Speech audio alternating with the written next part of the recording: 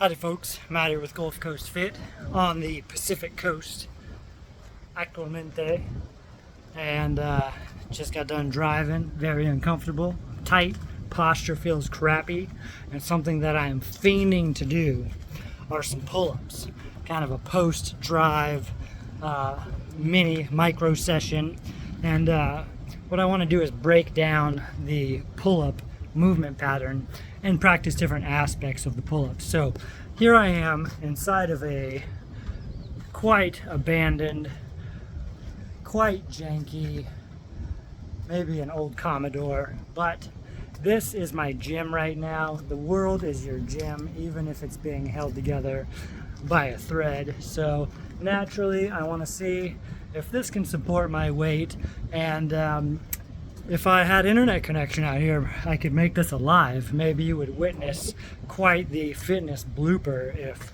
this collapsed on me. Also, you could inform someone in your country to come save me out here where maps don't exist, so you'd never find me. But anywho, I've spotted a beam that I'm going to utilize for my pull-ups. So let's take this opportunity together. Whether you've got a pull-up rig, pull-up bar in your door, you're at a gym, or you're using an abandoned Commodore shed, you can get to work. The world is your gym.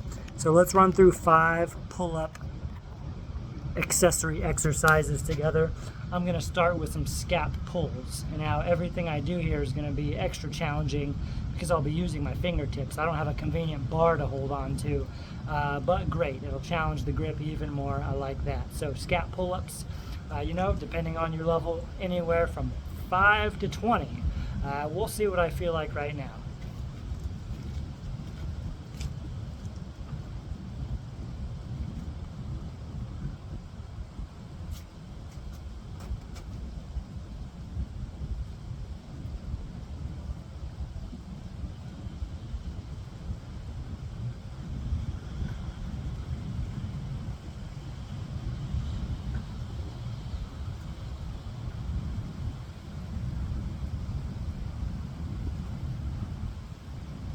Alright, that was 10 scap pull-ups, focusing on the retraction and depression of the shoulder blades, tucking my scaps down into my back pockets. Very hard with that fingertip grip, feels quite splintery, and I can feel the entire roof crackling under my weight.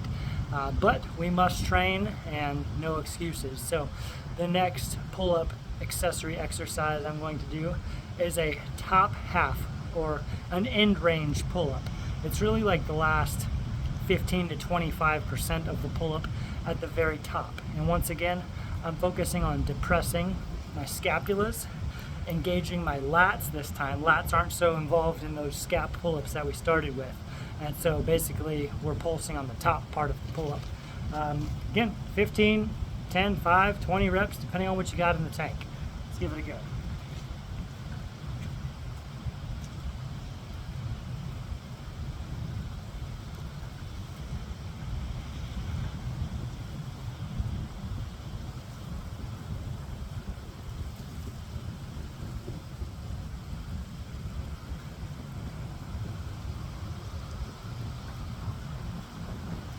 Fingertips held in for 12 there.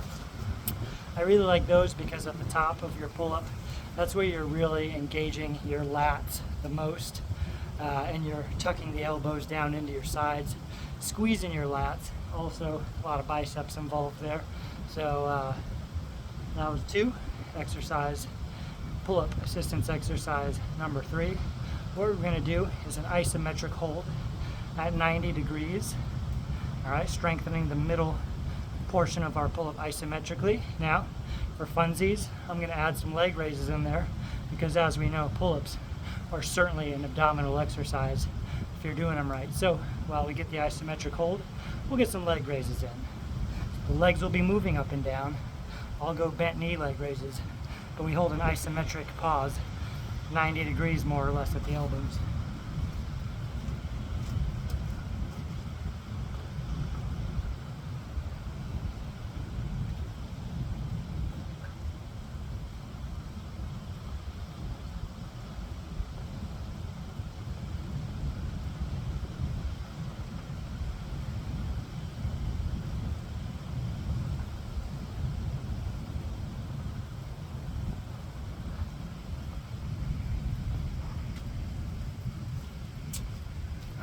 About 15 there.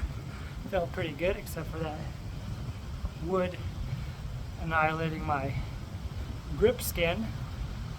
I noticed I started to dip down below 90 degrees, so I had to recommit to pulling myself halfway up in that pull-up. Take a few recovery breaths here. It's not that this is a super aerobic micro session, it's that it's very hot out here. Very hot down here by the equator. Alright, now what we're going to do are some side to side. Sometimes I'll do a zigzag pull-up where I'm going up and down, but I'm not actually doing pull-ups right now. I'm doing pull-up assistance exercises. So this lateral motion is not common in a pull-up, but very, very beneficial for the stabilizers and supporting cast of your pull-up musculature, namely your rotator cuff muscles and your rhomboids and trapezius. So what we're going to do is incorporate some side-to-side movement in a few different portions of the pull-up. I'll go side to side like 3 to 5 times in each of these 3 positions. So give it a go. We'll start at the bottom.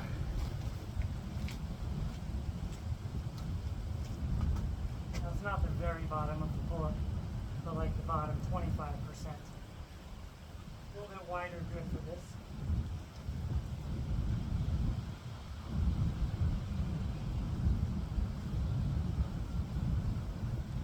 There's 4. Now we'll go up about halfway.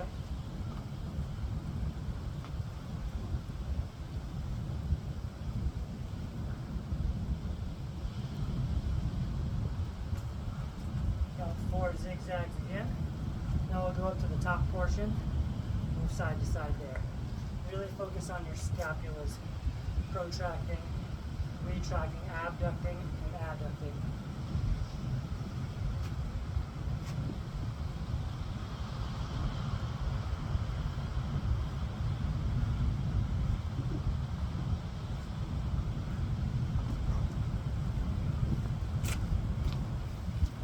I tell you what, even though that's a different plane of motion than pull-ups operate in typically, in my opinion, that is pull-up assistance gold. Great way to bust pull-up plateaus to enhance, increase, and attack the weaker stabilizing muscles in the lift. That goes for any lift. Strengthen your weaknesses. A couple recovery breaths here.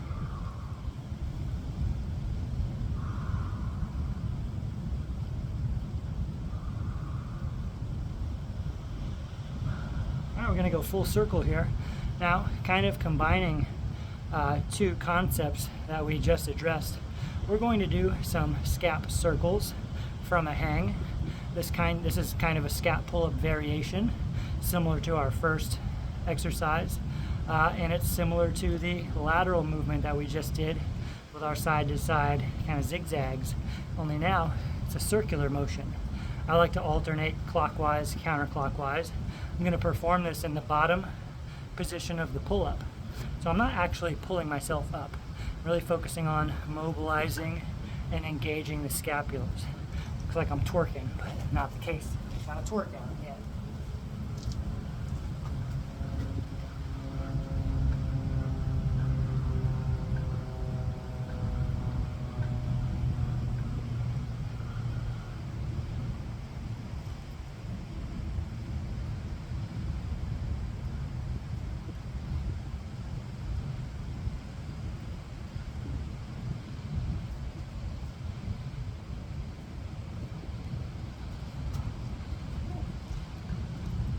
In there. Now there's a reason I put that last. We did the scap pull-ups to start with, the most simple exercise. We kind of worked towards more complex exercises with the side to side. Then we kind of combined the 2 and went circular with it. So give that a go. One round through that is a great pull-up accessory workout. If you really want to progress, you could do 2 rounds, but I believe 1 good round to almost failure on every exercise is all you need. Give it a go.